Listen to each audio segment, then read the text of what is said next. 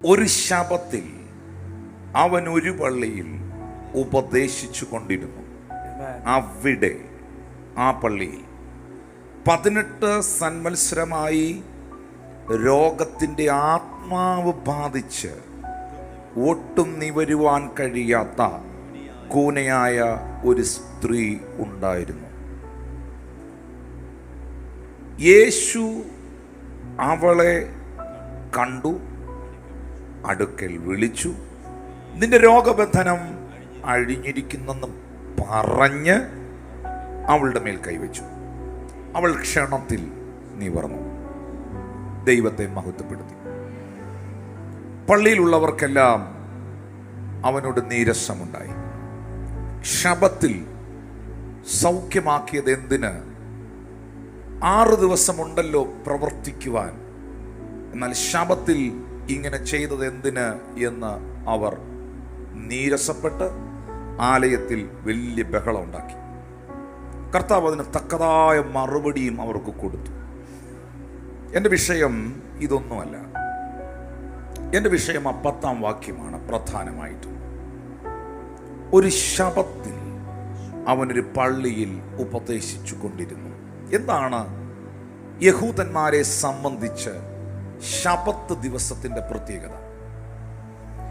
ഒരു യഹൂദനെ സംബന്ധിച്ച് ശബത്ത് ദിനം സ്വസ്ഥമായിരിക്കുവാനുള്ള, ദൈവത്തെ ആരാധിക്കുവാനുള്ള ദിവസമാണ്. ഒരു പ്രവൃത്തികളിലും ഒരു പ്രവർത്തനങ്ങളിലും അവൻ ഏർപ്പെടാൻ പാടില്ല. അന്നുമില്ല, ഇന്നുമില്ല. ഇവരാരും ഈ ശബത്ത് ദിവസത്തിൽ ഒരു സൗഖ്യമോ ഒരു വിടുതലോ ഈ പള്ളി ഇരിക്കുന്ന ഒരെണ്ണം പ്രതീക്ഷിക്കുന്നില്ല. കാരണം ചരിത്രത്തിൽ ഇതുവരെ ശബത്ത് ദിവസത്തിൽ വൈദിവൃത്തി നടത്തിയിട്ടില്ല. ശബത്ത് ദിവസത്തിൽ ഒരു പ്രവൃത്തികളും ചെയ്യാറില്ല. ഹല്ലേലൂയ. ശബത്ത് ദിവസത്തിൽ ഇവർ തോറ വായിച്ച് കേൾക്കുന്നതല്ലാതെ, പാട്ടും പാടിക്കൊണ്ടിരിക്കുന്ന അല്ലാതെ വേറെ ഒന്നും പ്രതീക്ഷിക്കുന്നില്ല. അങ്ങനെ വിടുതലുകളെ കുറിച്ചോ സൗഖ്യത്തെക്കുറിച്ചോ അത്ഭുതത്തെക്കുറിച്ചോ ഒരു പ്രതീക്ഷയും ഇല്ലാതിരുന്നൊരു കൂട്ടത്തിന്റെ നടുവിൽ സകല നിബന്ധനകളെയും തകർത്ത് സകല പ്രതീക്ഷകളെയും പൊളിച്ച് നസ്രായൻ 18 വർഷം കൂനയായിരുന്ന സ്ത്രീയെ മുൻപിലേക്ക് വിളിക്കുകയാണ്. ആത്മാവ് നിന്നോട് പ്രവചിക്കുന്നു, നീ പ്രതീക്ഷിക്കാത്ത ചില വിടുതലുകൾ, നീ പ്രതീക്ഷിക്കാത്ത ചില അത്ഭുതങ്ങൾ, നീ പ്രതീക്ഷിക്കാത്ത ചില ദൈവപ്രവൃത്തികൾ നിന്റെ ജീവിതത്തിൽ നീ എക്സ്പെക്ട് ചെയ്തിട്ടില്ലാത്ത ചിലത് തലങ്ങളിൽ ആത്മാവ് നിനക്ക് വേണ്ടി തുറക്കുന്നു എന്ന് ദൈവത്തിന്റെ ആത്മാവ് ഇടപെടുകയാണ്. പ്രതീക്ഷിക്കാത്ത വിധികൾ, പ്രതീക്ഷിക്കാത്ത അത്ഭുതങ്ങൾ, പ്രതീക്ഷിക്കാത്ത കരുതലുകൾ, പ്രതീക്ഷിക്കാത്ത മിറക്കിളുകൾ നിന്റെ സാമ്പത്തിക മേഖലകളിൽ, നിന്റെ ആരോഗ്യ മേഖലകളിൽ, നിന്റെ ആത്മീക മേഖലകളിൽ ദൈവത്താൽ സംഭവിക്കട്ടെ, സംഭവിക്കട്ടെ, സംഭവിക്കട്ടെ. ജീവിതത്തിൽ നീ ചിന്തിച്ചിട്ടില്ലാത്ത, പ്രതീക്ഷിച്ചിട്ടില്ലാത്ത, ഒരിക്കലും ഇങ്ങനൊരു കാര്യം നടക്കുമെന്ന് നീ സ്വപ്നത്തിൽ പോലും കണ്ടിട്ടില്ലാത്തത് വിശ്വസിക്കുന്നെങ്കിൽ എന്റെ യേശുവിന്റെ കരത്താൽ പരിശുദ്ധാത്മാവ് അത് ചെയ്യും.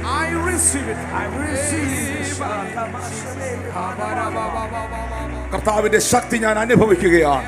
സകല നിബന്ധനകളെ മനുഷ്യനും പിശാചും വെച്ച സകല നിബന്ധനകളെയും സ്വർഗം തകർത്തു കളഞ്ഞു.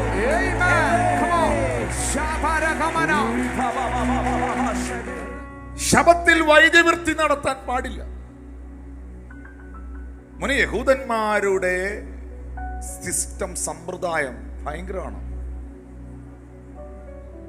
പാലക്കാട് ജില്ലയുടെ അത്രയും പോലും വലിപ്പം ഇല്ലാത്ത, കേവലം കൊല്ലം ജില്ലയുടെ അത്രയും മാത്രം വലിപ്പമുള്ള ഒരു രാജ്യമാണ് ഇസ്രായേൽ.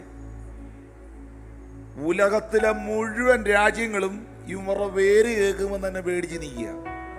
യേശു കർത്താവ് ഈ സാഹചര്യത്തിൽ സകല നിബന്ധനകളെയും പൊളിച്ചു കളഞ്ഞു.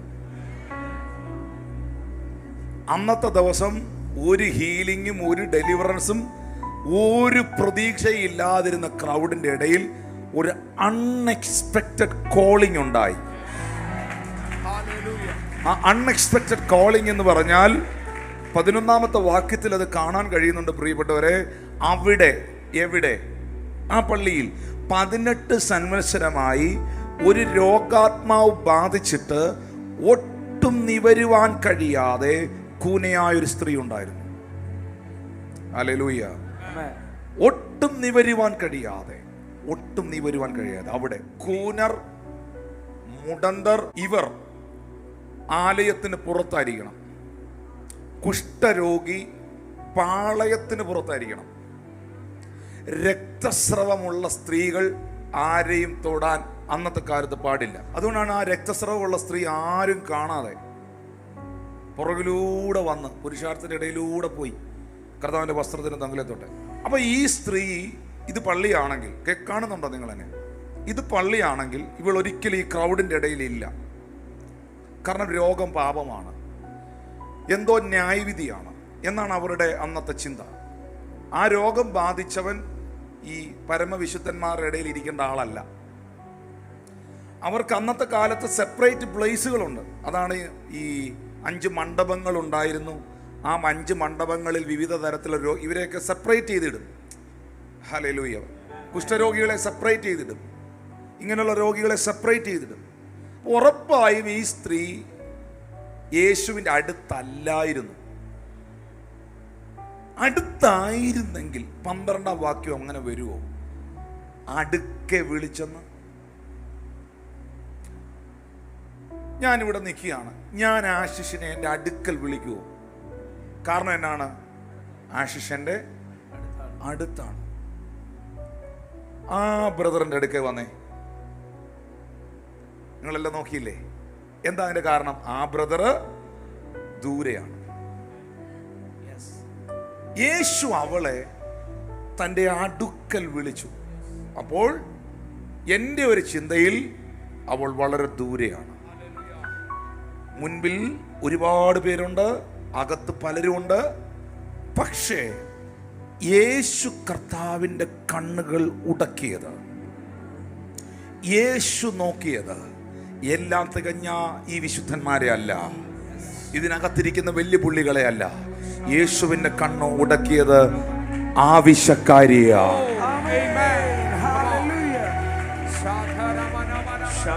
ഹൃദയം നുറുങ്ങിയവർക്ക് സമീപസ്ഥനായ, മനസ്സു തകർന്നവരെ രക്ഷിക്കുന്നവനായ ഒരു വ്യക്തിയെങ്കിലും ആവശ്യബോധത്തോടെ, സൗഖ്യത്തിന്റെ ആവശ്യബോധത്തോടെ, വിടുതലിന്റെ ആവശ്യബോധത്തോടെ ഈ ആരാധനയിൽ പങ്കെടുക്കുന്നുണ്ടെങ്കിൽ കർത്താവിന്റെ കണ്ണുകൾ നിന്റെ മേളിൽ പതിക്കുകയാണ്.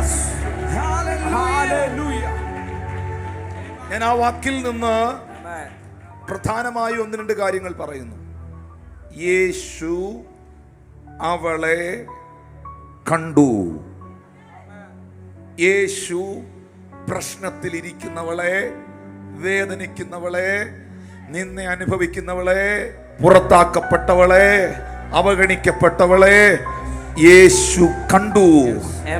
മക്കളെ, ആരും നിന്നെ കണ്ടില്ലെങ്കിലും എൻ്റെ കർത്താവ് നിന്നെ കാണുന്നുണ്ട്.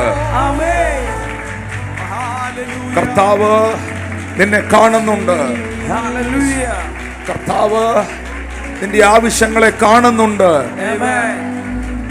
യേശുവിനുള്ള ഏറ്റവും വലിയ പ്രത്യേകതയാണ്, അവൻ കണ്ടിട്ടുണ്ടെങ്കിൽ അവൻ അടുക്കൽ വിളിക്കും.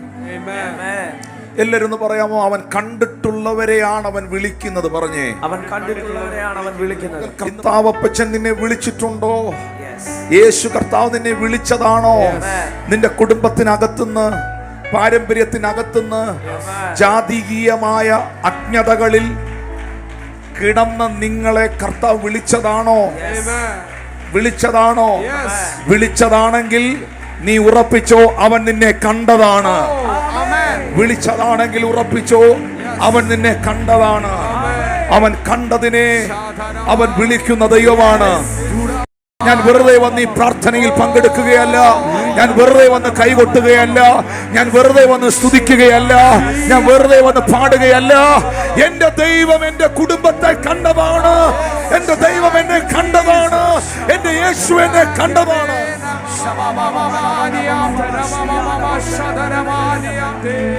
അതല്ലേ ബൈബിളിൽ എഴുതിയിരിക്കുന്നത്. അവൻ മുൻ നിയമിച്ചവരെ വിളിച്ചും, മുൻ നിയമിച്ചവരെ വിളിച്ചും, വിളിച്ചവരെ നീതീകരിച്ചും, നീതീകരിച്ചവരെ തേജസ്കരിച്ചും ഇരിക്കുന്നു. ദൈവം തമ്പുരാൻ പറയുന്ന, മക്കളെ, നിങ്ങൾ വെറുതെ വന്നതല്ല. നിങ്ങളൊരു പക്ഷേ പ്രാർത്ഥിപ്പിക്കാനോ പ്രാർത്ഥന കൂടാനോ ഒക്കെ വന്ന വ്യക്തിയായിരിക്കാം. പക്ഷെ പിതാവ് ആകർഷിക്കാതെ ആർക്കും പുത്രന്റെ അടുക്കൽ വരാൻ പറ്റത്തില്ല. പിതാവ് ആകർഷിക്കാതെ ആർക്കും പുത്രന്റെ അടുക്കൽ വരാൻ പറ്റത്തില്ല. ഇങ്ങനെ ചങ്കുറപ്പോടെ വിശ്വാസത്തോടെ നിങ്ങൾക്ക് പറയാൻ കഴിയുമോ?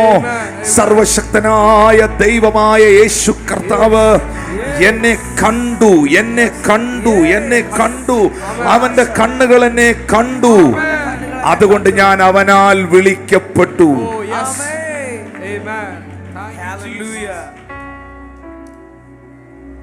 ഇവിടെ നമുക്കൊരു പ്രത്യേകത കാണാൻ കഴിയുന്നുണ്ട്.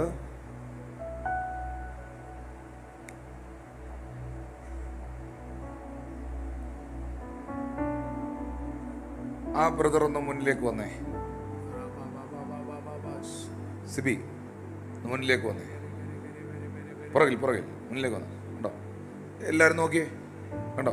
നോക്കുന്നുണ്ടോ? എല്ലാവരും നോക്കുന്നുണ്ടോ? ബാക്കിയുള്ളവരെ ശ്രദ്ധിച്ച് എല്ലാവരും അവനെ നോക്കുന്നുണ്ടോ? താങ്ക് യു മോനെ. അത്രയേ ഉള്ളൂ. നിന്നെ വിളിച്ചപ്പം മോനെ, നിന്നെ വിളിച്ചപ്പം, മക്കളെ, നിന്നെ വിളിച്ചപ്പം ഇവരെല്ലാം എന്നിൽ നിന്ന് കണ്ണെടുത്ത് നിന്നെ നോക്കി. ഞാൻ ആരെയാ വിളിച്ചെന്ന്. ഇതുപോലെ യേശു അവളെ വിളിച്ചപ്പോൾ,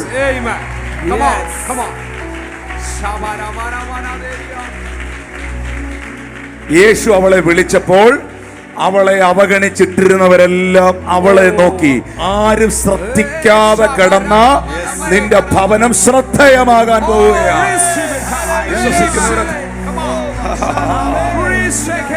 യേശുവിന്റെ നാമത്തിൽ നീ ഒരു സ്പെഷ്യൽ കേസ് ആകാൻ പോവുകയാണ്. ഹല്ലേലൂയ.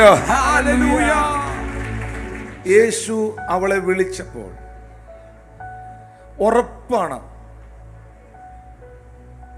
അവളത് ഇങ്ങനെ വളഞ്ഞുകൂടി കൂനിക്കൂടി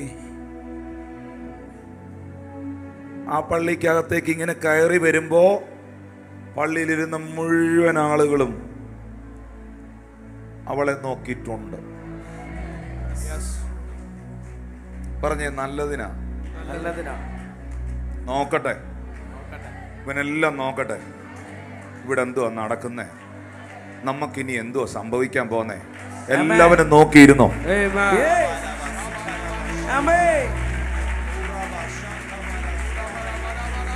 മക്കളെ, കർത്താവാണോ വിളിച്ചേ? യേശു ആണോ അടുക്ക വിളിച്ചേ? യേശു ആണോ കണ്ടേ? ഒരുത്തനും ഒന്നും നോക്കാനില്ല. നിവർത്താനാ വിളിച്ചെങ്കിൽ നിവർത്തിയിരിക്കും.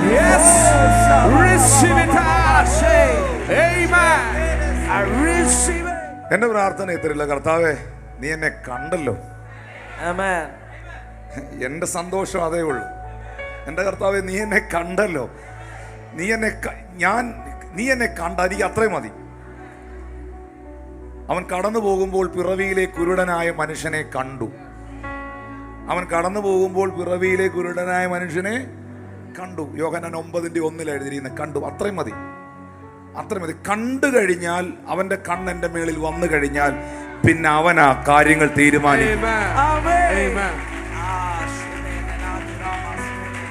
ഈ സഭയെ കർത്താവ് കണ്ടതാ, ഈ കൂട്ടായ്മയെ ദൈവം നട്ടതാ, ഇതിനകത്തിരിക്കുന്ന പ്രിയമുള്ളവരെ ദൈവം നിങ്ങളെ കണ്ടതാ. മക്കളെ, ചങ്കത്ത് കൈവച്ച് പറയണം, എന്നെ കണ്ട പിതാവേ യേശുവേ, അങ്ങയ്ക്ക് നന്ദി. പുറംപറമ്പിൽ എറിയപ്പെട്ട എന്നെ, ആർക്കും വേണ്ടാത്ത എന്നെ, അവഗണിക്കപ്പെട്ട എന്നെ, ഒരുത്തനും ശ്രദ്ധിക്കാതെ കിടന്ന എന്നെ, അഖിലാണ്ടത്തിന്റെ ഉടയവനേ, നിന്റെ കണ്ണുകൾ എന്നെ കണ്ടല്ലോ, നിന്റെ കണ്ണുകൾ എന്നെ കണ്ടല്ലോ, നിന്റെ കണ്ണുകൾ എന്നെ കണ്ടല്ലോ. അവൻ കണ്ടിട്ടുള്ളതിനെ അവൻ അടുക്കൽ വിളിക്കും. നിങ്ങളൊരു കാര്യം ശ്രദ്ധിച്ചോ, യേശു അവളെ കണ്ടു അല്ലേ? കണ്ടു അല്ലേ? യേശു അവളെ കണ്ടതിനാൽ അവളുടെ കൂന് മാറിയോ? ഇല്ല, ഇല്ല സഹോദരി, മാറിയില്ല. യേശു അവളെ തന്റെ അടുക്കൽ വിളിച്ചു. അവൾ വിളിക്കപ്പെട്ടതിനാൽ അവളുടെ കൂന് മാറിയോ? ഇല്ല, ഇല്ല, മാറിയില്ല.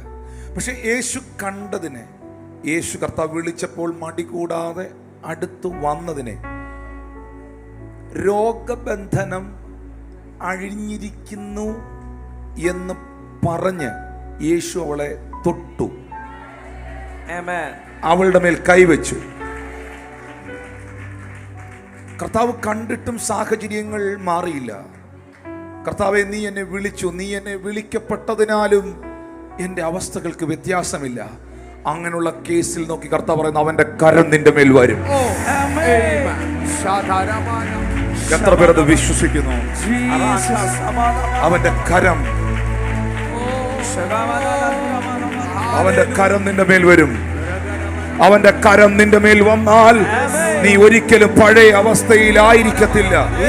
വാ തുറന്ന് പറഞ്ഞ്, എന്റെ തലമുറകളെ യേശു തൊടും, എന്റെ ഭർത്താവിനെ യേശു തൊടും, എന്റെ ഭാര്യയെ യേശു തൊടും, എന്റെ ഭവനത്തെ കർത്താവ് തൊടും, എന്റെ രോഗത്തെ കർത്താവ് തൊട്ട് സൗഖ്യമാക്കും. എന്റെ സാമ്പത്തിക മേഖലകളെ യേശു തൊടും. എന്റെ ആവശ്യത്തിന്റെ ഫയൽ അവന്റെ കൈകളാൽ അവൻ എടുക്കും.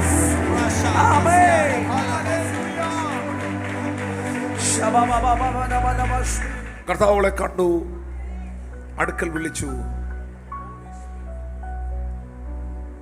മക്കളെ, ദൈവം നമ്മളെ കണ്ടതിനാൽ നമ്മൾ വിളിക്കപ്പെട്ടു. നമ്മൾ കർത്താവിൻ്റെ അടുത്ത് വന്നു. ഇപ്പോൾ അവൾ ആരുടെ അടുത്തായി നിൽക്കുന്നത്? യേശുവിൻ്റെ അടുത്ത് വന്ന് ഇങ്ങനെ കൂനി നിൽക്കുകയല്ലേ? ആ കൂനി നിന്നവളോട്, അടുത്തു വന്നവളോട് യേശു പറഞ്ഞു. അടുത്തു വന്നവളോട് യേശു പറഞ്ഞു. എന്തു പറഞ്ഞു? എന്തു പറഞ്ഞു വാസേ? നിന്റെ രോഗബന്ധനം അഴിഞ്ഞിരിക്കുന്നു. അടുത്തു വന്നവളോടല്ലേ പറഞ്ഞേ? അരികിൽ വരുന്നവരോട് അവന് ചിലത് പറയാനുണ്ട്. അങ്ങ് ദൂരെ ഇരിക്കരുത്. ഈ ദിവസങ്ങളിൽ പ്രാർത്ഥനയിൽ കേറിക്കോണം, ഉപവാസത്തിൽ കേറിക്കോണം. അരികിൽ ഇരിക്കുന്നവനോട്, അടുത്തു വരുന്നവനോട് ബൈബിള് തുറന്നു വെച്ച് അതിങ്ങനെ വായിച്ചു കൊണ്ടിരിക്കുന്നവനോട്, അതിങ്ങനെ റീഡ് ചെയ്തിരിക്കുന്നവനോട്, പ്രാർത്ഥിക്കുന്നവനോട് കർത്താവിന് ചിലത് പറയാനുണ്ട്. കർത്താവിന് ചിലത് പറയാനുണ്ട്. 13-ാമത്തെ വാക്യത്തിലേക്ക് വരുമ്പോൾ എന്നെ അത്ഭുതപ്പെടുത്തി. Immediately she was made straight. Immediately, suddenly, immediately. മലയാളത്തിൽ ക്ഷണത്തിൽ. ഈ some healings are gradual, some healings are happening suddenly or immediately. ചില സൗഖ്യങ്ങൾ ഗ്രാജുവൽ ആയിരിക്കും, ചില സൗഖ്യങ്ങൾ പെട്ടെന്നായിരിക്കും. മനസ്സിലാക്കി തരാം. 10 കുഷ്ഠരോഗികളെ യേശു അടുക്കൽ വിളിച്ചു. 10 പേരുടെ മേളിലും യേശു കൈവച്ച് പ്രാർത്ഥിച്ചു, അല്ലെങ്കിൽ പ്രാർത്ഥിച്ചു. 10 പേരും പ്രാർത്ഥന സ്വീകരിച്ച് തിരിച്ചുപോയി. ബൈബിളിൽ എഴുതിയിരിക്കുന്നത് ഇങ്ങനെയാണ്: പോകുന്ന വഴിയിൽ അവർ സൗഖ്യമായി. സഡൻലി, ഇമ്മീഡിയറ്റ്ലി അവർ ഹീലായില്ല. ആ സമയത്ത് അവരുടെ സ്കിന്നിന്റെ കളർ മാറുകയോ, കുഷ്ഠരോഗം മാറുകയോ, വിരലുകൾ ഉണ്ടാകുകയോ, നഖങ്ങൾ വരികയോ ഒന്നും ചെയ്തില്ല. പക്ഷെ അവർ പോകുന്ന വഴിയിൽ, അവർ യാത്ര ചെയ്യുന്ന വഴി, ആ യാത്രയിൽ ചില മണിക്കൂറുകൾ കഴിഞ്ഞപ്പോൾ ഇവർ നോക്കുമ്പോൾ ഇവരുടെ സ്കിന്നിന്റെ കളർ ചേഞ്ച് ആകുന്നു, ഇവരുടെ നഖങ്ങൾ മടങ്ങി വന്നു, ഈ അഴുകിപ്പഴുത്തു പോയ കുഷ്ഠരോഗം വന്ന് വ്രണമായതൊക്കെ ഹീലായി. അപ്പോൾ അത് സഡൻലി സംഭവിച്ചതല്ല, അത് ഗ്രാജുവലി സംഭവിച്ചതാണ്. ചില ആളുകൾ പ്രാർത്ഥന കഴിഞ്ഞിട്ട് അന്നേരം നമ്മൾ ചോദിക്കുമ്പോൾ അവർക്ക് പെട്ടെന്ന് അവർക്കൊന്നും പറയാൻ പറ്റുന്നില്ല, അവർക്ക് വ്യത്യാസങ്ങളൊന്നും കണ്ടില്ല. പക്ഷെ പ്രാർത്ഥന കഴിഞ്ഞിട്ട് അവർ വീട്ടിൽ ചെന്നപ്പോൾ ജോലി ചെയ്തപ്പോൾ ആ തോളിൻ്റെ വേദന ഫീൽ ചെയ്യുന്നില്ല. രാവിലെ സാധാരണ നിലയിൽ എഴുന്നേൽക്കുമ്പോൾ ഒരു ഫ്ലൂയിഡ് ഇൻബാലൻസ് കൊണ്ട് തല കറങ്ങുമായിരുന്നു. പെട്ടെന്ന് കട്ടിലിൽ നിന്ന് എഴുന്നേക്കാൻ പറ്റുകയില്ലായിരുന്നു. ഇപ്പം പെട്ടെന്ന് കട്ടിലിൽ നിന്ന് എഴുന്നേറ്റപ്പോൾ തല കറങ്ങുന്നില്ല. രാവിലെ കുളിക്കാൻ കയറിയപ്പോൾ ശരീരത്ത് ആ ഭാഗത്ത് മുഴയുണ്ടായിരുന്ന മുഴ കാണുന്നില്ല. ഇങ്ങനെയൊക്കെ സംഭവിക്കുമ്പോൾ അന്നേരം നമ്മളത് അറിഞ്ഞില്ല. പക്ഷേ ഞാൻ വിശ്വസിക്കുന്നു, പ്രാർത്ഥിച്ചിട്ടുണ്ടെങ്കിൽ, ഒരു വിഷയത്തിൻ്റെ ഫയൽ എടുത്തിട്ടുണ്ടെങ്കിൽ, നമ്മൾ അന്നേരം അത് കണ്ടില്ലെങ്കിൽ പോലും, ക്ഷണത്തിൽ നിവർന്നില്ലെങ്കിൽ പോലും, ഉറപ്പായിട്ടും അത് നിവർന്നിരിക്കും. നിങ്ങൾ ചിലത് പെട്ടെന്ന് സംഭവിക്കും, ഇമ്മീഡിയറ്റ്ലി, ചിലത് ഗ്രാജുവലി ആയിരിക്കും. പക്ഷെ നമ്മൾ ഉറപ്പിക്കേണ്ട ഒരു കാര്യമുണ്ട്. പ്രാർത്ഥിച്ചിട്ടുണ്ടെങ്കിൽ, വിശ്വസിച്ചിട്ടുണ്ടെങ്കിൽ, തമ്പുരാന്റെ സന്നിധിയിൽ ആ വിഷയം വെച്ചിട്ടുണ്ടെങ്കിൽ അതിനകത്ത് വിടുതൽ കണ്ടിരിക്കും. ഡിസ്കറേജ്ഡ് ആകരുത്, ഡിസപ്പോയിന്റഡ് ആകരുത്. ഡിസ്കറേജ്ഡ് ആയാൽ, ഡിസപ്പോയിന്റഡ് ആയാൽ ദൈവത്തിന് പിന്നെ ആ സമ്മാനം തരാൻ പറ്റത്തില്ല. ദൈവത്തോട് അടുത്ത് വരുവീൻ, എന്നാൽ അവൻ നിങ്ങളോടും അടുത്ത് വരും. ദൈവം ഒന്നും എറിഞ്ഞു തരികയില്ല. ദൈവത്തിന്റെ അടുക്കൽ വന്നാൽ ദൈവം അത് കൈ കൊടുക്കും. ഒന്ന് കരമടിച്ച് കർത്താവിന് ദൈവത്തിന്റെ അടുത്ത്, ദൈവ സാന്നിധ്യത്തിൽ വന്നാൽ ദൈവം അത് കരത്തിൽ തരും. ചേർന്നൊരു ഹല്ലേലൂയ പറഞ്ഞു. ചിലത് ഇമ്മീഡിയറ്റ്ലി ഉണ്ടാകും, ചിലത് ഗ്രാജുവൽ ആയിരിക്കും. എന്ത് തന്നെയാണെങ്കിലും വിടുതൽ നടക്കും. പിന്നെ ഇവളുടെ കേസിൽ 11 ഒരു രോഗാത്മാവ് ബാധിച്ചിട്ട് ഒട്ടും നിവരുവാൻ കഴിയാത്ത കൂനയായ സ്ത്രീ. രോഗങ്ങൾ പല നിലകളിൽ സംഭവിക്കാം. ഏതൊക്കെ നിലകളിൽ സംഭവിക്കാം? ഈ കാലാവസ്ഥകൾ മാറുന്നതനുസരിച്ച് രോഗങ്ങൾ ഉണ്ടാകാം. കാലാവസ്ഥകൾ മാറുന്നതനുസരിച്ച് എന്തുണ്ടാകാം? രോഗങ്ങളുണ്ടാകാം. ചിലർ പറയുന്ന കേട്ടിട്ടില്ലേ, ഇത് പനിയുടെ സീസണാണ്. ഇതുപോലെ കാലാവസ്ഥകൾ മാറുന്ന അനുസരിച്ച് രോഗങ്ങൾ വരാം. പാരമ്പര്യമായി രോഗങ്ങൾ വരാം. ഡോക്ടർ ചോദിക്കും, നിങ്ങൾക്ക് ആർക്കെങ്കിലും, വീട്ടിൽ ആർക്കെങ്കിലും പ്രശ്നങ്ങളുണ്ടോ? അപ്പം നിങ്ങൾ പറയുകയാണ്, എൻ്റെ അപ്പൻ ഹാർട്ട് പേഷ്യൻ്റ് ആയിരുന്നു, അമ്മയ്ക്കും പ്രശ്നം ഉണ്ടായിരുന്നു, അല്ലെങ്കിൽ എൻ്റെ അപ്പൻ്റെ വഴിയിൽ ഈ സംഭവം ഉണ്ട് എന്ന് പറഞ്ഞാൽ ഡോക്ടർ നിങ്ങളെ നിർദ്ദേശിക്കുന്നൊരു കാര്യമുണ്ട്. ഒരു 6 മാസം കൂടിയിരിക്കുമ്പം ഒന്ന് ചെക്കപ്പ് ചെയ്യണം. നിങ്ങൾക്ക് ഇപ്പോൾ കുഴപ്പമൊന്നുമില്ല, ECG എല്ലാം നോർമലാണ്. പക്ഷെ ഒരു 6 മാസം കൂടിയിരിക്കുമ്പോൾ, അല്ലെ വർഷത്തിലൊരിക്കൽ എല്ലാ ചെക്കപ്പും ഒന്ന് ചെയ്തേക്കണം. കാരണം അവർക്കൊരു കാര്യം അറിയാം, ഫാമിലി ഹിസ്റ്ററിയിൽ ഈ സാധനം കിടപ്പുണ്ടെങ്കിൽ വന്നിരിക്കും. ഈ ഭാഗമാണ് ബൈബിൾ പൊളിച്ചു കളയുന്നത്. എന്താണ്? കൈയടിക്കല്ലേ, കേൾക്കാതെ പോലെ. വ്യർത്ഥവും പിതൃപാരമ്പര്യവുമായുള്ള നിങ്ങളുടെ നടപ്പിൽ നിന്ന് നിങ്ങളെ വീണ്ടെടുത്തിരിക്കുന്നത് പൊന്ന് വെള്ളി അഴിഞ്ഞു പോകുന്ന വസ്തുക്കൾ കൊണ്ടല്ല, ക്രിസ്തു എന്ന നിഷ്കളങ്കവും നിർദോഷവുമായ കുഞ്ഞാടിൻ്റെ വിലയേറിയ രക്തത്താൽ. വ്യർത്ഥവും 1 പത്രോസ് 1:18 വ്യർത്ഥവും പിതൃപാരമ്പര്യവും. അവിടെ ട്രഡീഷൻ ഫ്രം യുവർ ഫാദേഴ്സ്. അത് ട്രഡീഷൻ മാത്രമല്ല, ഫ്രം ഫാദേഴ്സ്, അപ്പൻ്റെ വഴിയിൽ നിന്ന് കയറി വന്ന സാധനങ്ങൾ. കേൾക്കുന്നുണ്ടോ?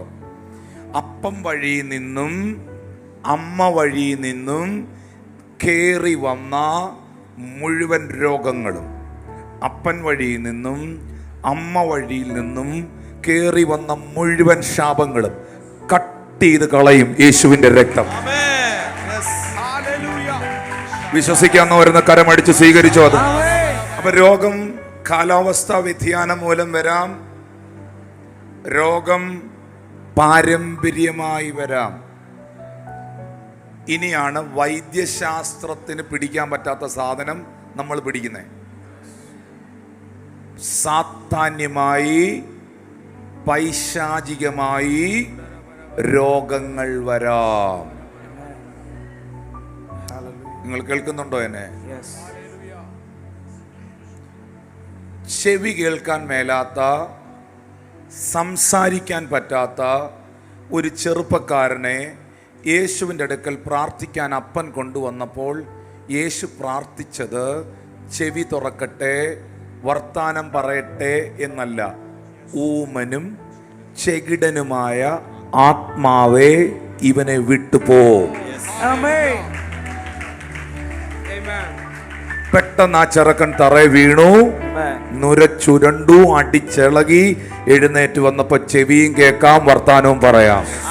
ഒന്ന് കരമടിച്ച് കർത്താവിനെ സ്തുതിച്ചേ. അതെന്താണ്? അതൊരു സ്പിരിറ്റാണ്. സ്പിരിറ്റാണ്. ഇവിടെ കൂനയായ സ്ത്രീയുടെ വിഷയത്തിലും ലൂക്കോസ് 13:11 വാക്യത്തിൽ യേശു പറയുന്നു, അവൾക്ക് ഒരു രോഗാത്മാവായിരുന്നു. ഈ രോഗാത്മാവിൻ്റെ പ്രശ്നം എന്നാണെന്നറിയോ? എത്ര സ്കാനിങ് എടുത്താലും ഈ സാധനം സ്കാനിങ് തെളിയല. സ്കാനിങ് റിപ്പോർട്ട് കുഴപ്പമില്ല, ഡോക്ടർമാർ പരിശോധിച്ചു, കുഴപ്പമില്ല, ബ്ലഡ് എല്ലാം ടെസ്റ്റ് ചെയ്തു, കുഴപ്പമൊന്നുമില്ല. പക്ഷെ ആൾക്കെല്ലാ ദിവസവും അസുഖം, എപ്പോഴും പ്രശ്നം. അവിടെ വേദന, ഇവിടെ വേദന, ആ പ്രശ്നം, ഈ പ്രശ്നം. പക്ഷെ ഡോക്ടർമാർ പരിശോധിക്കുമ്പോൾ ഒരു കുഴപ്പവും അവർക്ക് കാണാനില്ല. എത്ര ചികിത്സിച്ചിട്ട് മാറാത്തത്, എത്ര മരുന്ന് കഴിച്ചിട്ട് മാറാത്തത്, എത്ര ശ്രമിച്ചിട്ട് മാറാത്തത്, യേശുവിന്റെ നാമത്തിൽ ഇന്ന് പകരം വിട്ടുപോകണേ.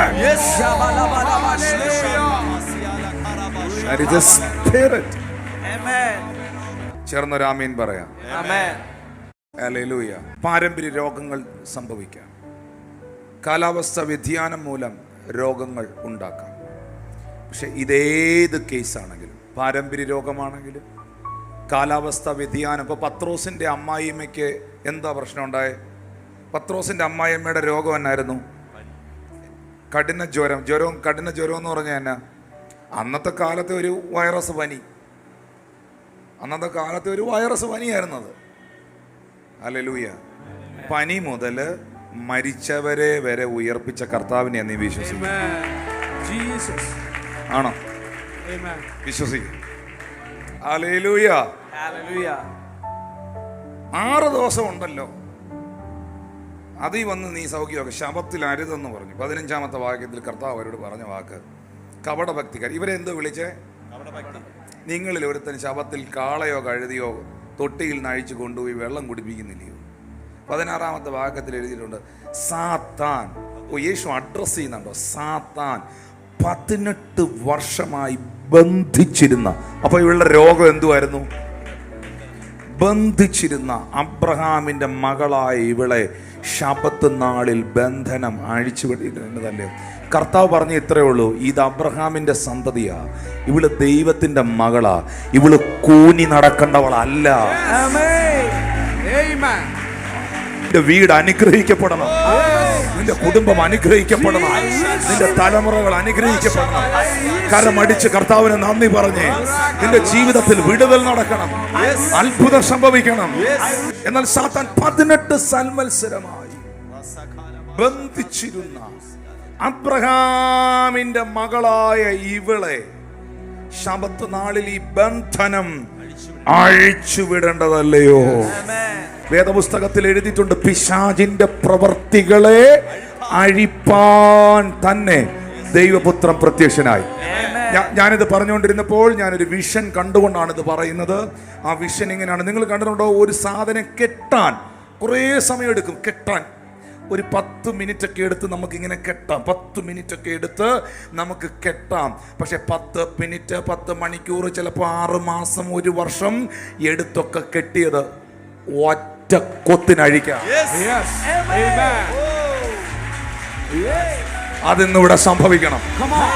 15 വർഷം പഴക്കമുള്ളത്, 10 വർഷം പഴക്കമുള്ളത്, നിന്നെ ബന്ധിച്ചിരിക്കുന്ന സകല രോഗാത്മാക്കളെ, സകല ബന്ധനങ്ങളെ തയ്യാറായ നടക്കത്തില്ലെന്ന് പറഞ്ഞത്, ശത്രുക്കൾ വിധി എഴുതിയത് സംഭവിക്കട്ടെ, സംഭവിക്കട്ടെ. നിന്റെ തലമുറകൾക്ക് വേണ്ടി, നിന്റെ ഭവനത്തിന് വേണ്ടി നിബന്ധനകളെ തകർത്ത്, ദൈവത്തിന്റെ ആത്മാവ് ഇടപെട്ട വാക്കതാണ്, ഞാൻ നിബന്ധനകളെ തകർത്ത് പരിമിതികളെ പൊളിക്കും. ഞാൻ നിബന്ധനകളെ തകർത്ത് പരിമിതികളെ പൊളിക്കും. ഞാൻ നിബന്ധനകളെ തകർത്ത് പരിമിതികളെ പൊളിക്കും. നിന്റെ മേൽ നിൽക്കുന്ന സകല പരിമിതികളും, നിന്റെ ഭവനത്തിന്റെ മേൽ നിൽക്കുന്ന സകല പരിമിതികളും, നിന്റെ ആരാധനയിൽ, നിന്റെ പ്രാർത്ഥനയിൽ നിൽക്കുന്ന സകല പരിമിതികളും യേശുവിന്റെ നാമത്തിൽ ഇന്ന് പകൽ പൊളിഞ്ഞു മാറട്ടെ. ഞാൻ അനുഭവിക്കുന്ന ഒത്തിരി പരിമിതികൾ എനിക്കുണ്ട്. എൻ്റെ സാമ്പത്തിക മേഖലയിൽ, എൻ്റെ സമാധാനത്തോടുള്ള ബന്ധത്തിൽ, എൻ്റെ ആരോഗ്യത്തോടുള്ള ബന്ധത്തിൽ, എൻ്റെ ജീവിതത്തിൽ ഞാൻ അനുഭവിക്കുന്ന ഒത്തിരി പരിമിതികളുണ്ട്. എൻ്റെ പ്രാർത്ഥനയ്ക്ക് ശത്രു പരിമിതി ഇട്ടിരിക്കുകയാണ്. എൻ്റെ വിശ്വാസത്തിന് പരിമിതി ഇട്ടിരിക്കുകയാണ്. എൻ്റെ ആരാധനയ്ക്ക് പരിമിതി ഇട്ടിരിക്കുകയാണ്. കർത്താവേ, ശത്രു വരച്ച സകല വരകളെയും എനിക്കൊന്ന് ക്രോസ് ചെയ്ത് കയറിപ്പോണം.